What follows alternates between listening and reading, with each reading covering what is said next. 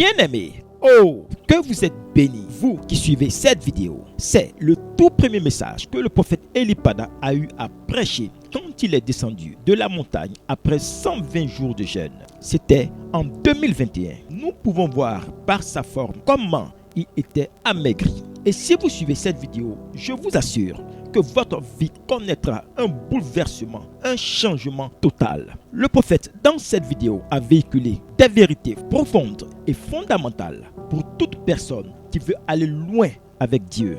Écoutez jusqu'à la fin, je dis bien jusqu'à la fin, et laissez en commentaire vos avis et impressions. Que Dieu vous bénisse. La crainte de l'Éternel, le commencement de la vie chrétienne. Exode chapitre 19, verset 1 jusqu'au verset 25. Proverbe chapitre 1, verset 7. Vous n'obtiendrez rien de Dieu si vos fondements, vos fondations, vos soubassements ne sont pas fermes. Dans toute religion qui existe, soit vraie ou fausse, il y a un préalable à cette religion. C'est à qui je donne ma vénération, mon adoration, mes holocaustes, à qui je confie ma vie. Ça, c'est le préalable. C'est-à-dire, commencer d'abord à connaître parfaitement à qui j'offre ma vie.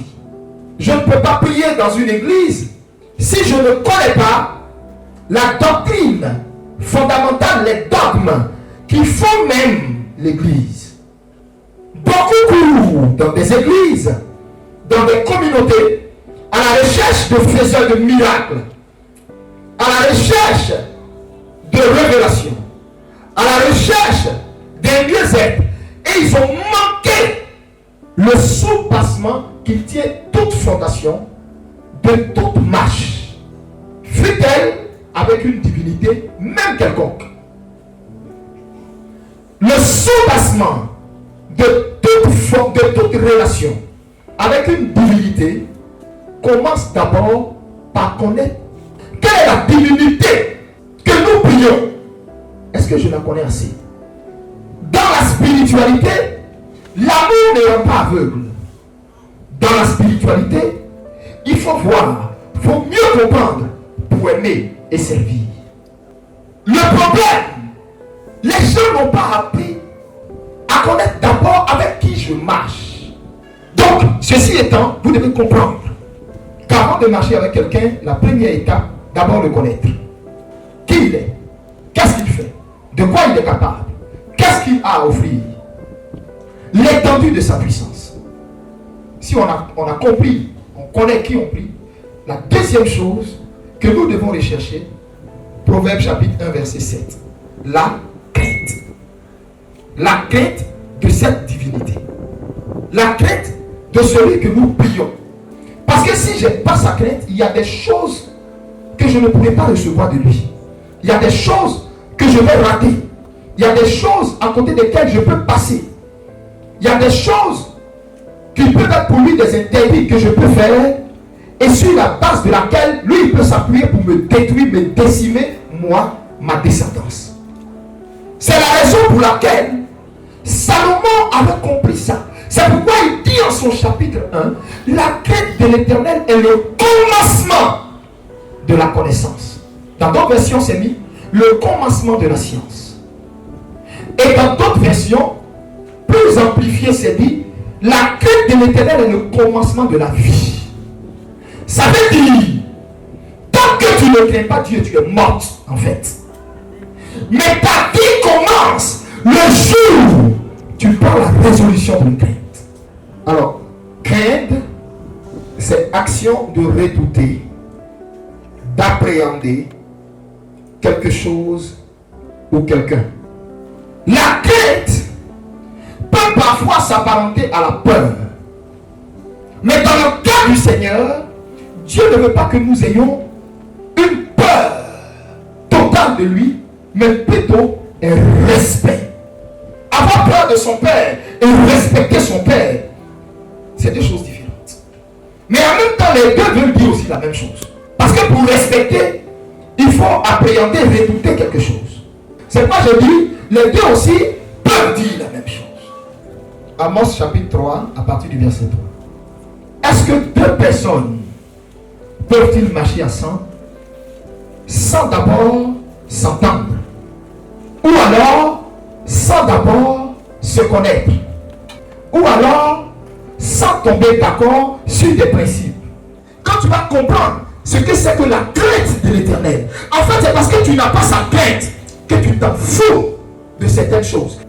Beaucoup de chrétiens, quand ils se sont convertis, ont fait l'erreur de rechercher plutôt les dons spirituels que la crainte de Dieu. Tu aurais dû jeûner pour demander à Dieu de mettre dans ton cœur sa crainte. C'était ça qui pouvait te soutenir dans ta marche.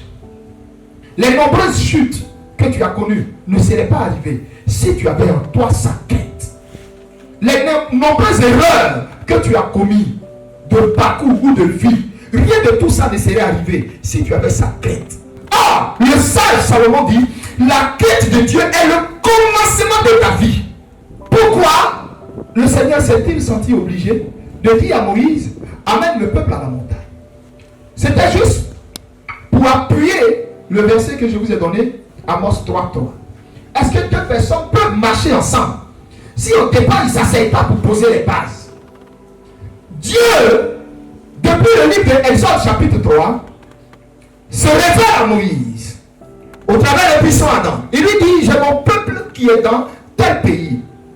Ça fait 430 années, il souffre de l'esclavage. Je t'envoie pour aller le délivrer.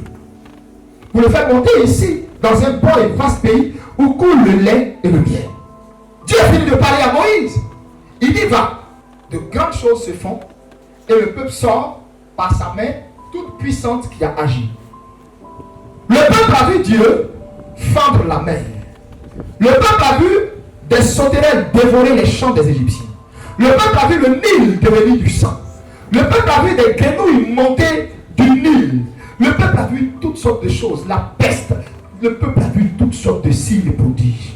Vous savez, tu peux voir toutes sortes de signes et prodiges. Tu peux voir toutes sortes de miracles. Tu peux voir des aveugles voir, des sourds entendre, des paralytiques marcher. Mais si tu n'as pas le fondement qu'il faut, et ce fondement qu'il faut, Dieu allait poser ça dans leur cœur en Exode 19. Il pouvait leur parler simplement. Mais pourquoi est-ce qu'il y a eu des bruits de tonnerre? Pourquoi est-ce qu'il y a eu des violents vents? Pourquoi est-ce qu'il y a eu tous les tremblements qu'il y a eu? C'était pourquoi il voulait s'aimer en eux la crainte. Parce qu'avant ça, ils avaient vu déjà des miracles. Ils avaient vu déjà des exploits dans le pays de Pharaon. Ils avaient vu des choses inimaginables. Mais ce peuple ne le craignait pas. Qu'est-ce qu'ils n'avaient pas vu? Mais ils ne le craignaient pas. Dieu ne voulait pas marcher avec un peuple qui n'avait aucune crainte. Dieu ne veut pas marcher avec une nation qui n'a aucune crainte. Dieu ne veut pas marcher avec un homme qui n'a aucune crainte. Si tu veux aller loin avec lui, la base, le fondement, la racine, c'est d'abord la crainte. Si tu le crains, Dieu va t'aimer encore plus. Si tu le crains, tu vas passer au stade de son ami, comme Abraham. Si tu le crains, il n'y a rien que tu puisses lui demander qu'il ne puisse pas te donner. Mais quand ça, il n'y a pas ça, tu vas être ami au péché. Tu vas être ami au mensonge. Tu vas être ami à l'adultère. Tu vas être ami au flirt. Tu vas être ami à la masturbation. Tu vas être ami à la colère. Ami à la rancœur. Ami à la sorcellerie. Quand il n'y a pas le sous-passement que je viens de nommer, la crainte. Il n'y a aucune intercession sans crainte de Dieu. Il n'y a aucune prophétie sans crainte de Dieu. Il n'y a aucune parole de connaissance sans crainte de Dieu. Il n'y a aucun don de miracle sans crainte. Tu ne peux rien faire si tu n'as pas sa crainte. Si vous voulez être le peuple de Dieu, si vous voulez être ce que Dieu a choisi dans ce pays, pour voir les grandes choses qu'il a en réserve pour cette nation, écoutez-moi. Si vous ne voulez pas être dispersés et d'autres viendront prendre vos places, après que vous ayez semé, après que vous ayez travaillé le terrain, après que vous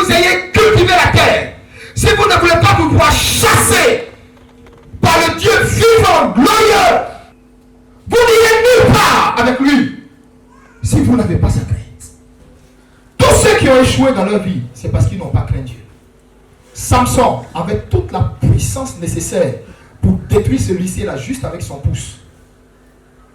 Il est mort de façon prématurée, précoce dans le ministère parce qu'il n'avait pas la crainte de Dieu. La crainte de Dieu est le commencement de ta vie. Et c'est ça qui a été la cause de mon retard. Je n'avais pas appris à craindre Dieu. Quand j'ai prié pour un malade, Dieu faisait. Oh, quand tu vas voir ça, tu vas dire, oh, le gars, il avait une vie pieuse. Oh, en réalité, quand tu soulèves le manteau, là, c'est qui est en bas? S'arrêter. Suivre Dieu, c'est accepter de se conformer à ses règles. C'est pas toi qui tiens les règles du jeu ou de cette marque.